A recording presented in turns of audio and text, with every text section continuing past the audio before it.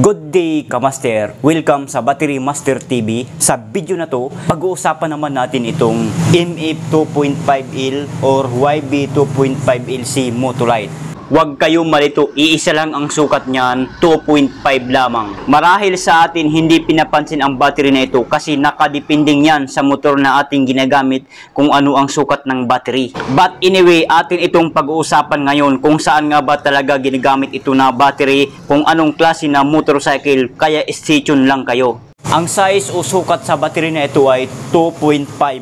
Ang AH naman or ampere, 2.5 ampere. 12 volts maintenance free battery. Ito po ang itsura ng maintenance free battery na MF 2.5L. Ayan ang kanyang itsura. Yan, ikotin natin. Kung mapapansin natin, ang kanyang positive polarity na kulay pula ay kakaiba. Sobrang liit.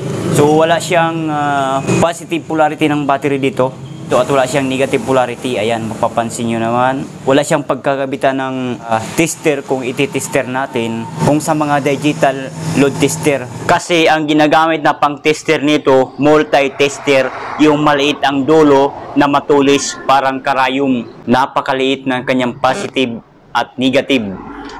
Ang tanong, Battery Master, saan ang motor yan ginagamit? Anong klaseng motor? Ginagamit po ito sa mga Yamaha STX 125cc or Badja 100cc or 125cc. Maliliit po ang lagayan sa baterya noon. Pero pwede naman siyang palakihan. Alisin nyo lang yung parang may harang doon. Pero ang original talaga ng baterya ang nakalagay doon ay ganito, MF 2.5. Kasi ginagamit lang naman ito sa busina at saka signal light. Kasi ang STX 125cc na Yamaha, may sarili siyang headlight and brake light. Kaya kahit walang battery na andar. Ang purpose lang na kaya nilagyan siya ng battery, tsaka maliit lang na battery ang nilalagay kasi para lang siya sa busina, tsaka signal light. Hindi lang ito sa STX 125cc na Yamaha ginagamit. Ginagamit rin ito sa mga Badja 100cc or 125cc. Comment down below kung anong ibang motor pa ito ginagamit. At least alam natin lahat ito. Maliit lang talaga siya na battery.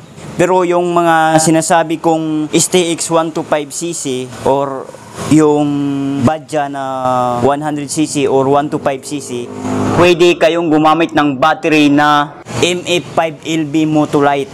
Di ka lang, ipapakita ko sa inyo. Ito po ang itsura ng MF5LB Motolite. Ang size o sukat sa battery na ito ay 5L. Ang size o sukat sa battery na ito ay MF5LB. Ang AH or amperes, 5 ampere. 12 volts pa rin ito, maintenance free battery. Ito pwede ito ikakabit doon sa mga Badja, sa mga STX. Pero aalisin nyo lang yung nakaharang doon sa lagayan ng battery para magkakasya ito. Pero kung hindi nyo naalisin yun, ito po ang ito talagang nakalagay na battery doon. Pero kung gusto nyo mag-upgrade, ito na battery ang i-recommend ko sa inyo dahil proven and tested na ito. Ayan ang itsura ng MF5LB Motolite. So yun lang, I hope na nakatulong sa inyo ang video na ito. Kung nakatulong, please give me a thumbs up. Share nyo na rin sa mga friends. Kung sa tingin nyo na matutulungan ang ating video, huwag kalimutan itap ang subscribe button. Pakitap na rin ng all para ma-notify kayo kapag may new videos kaming ina-upload. Bye!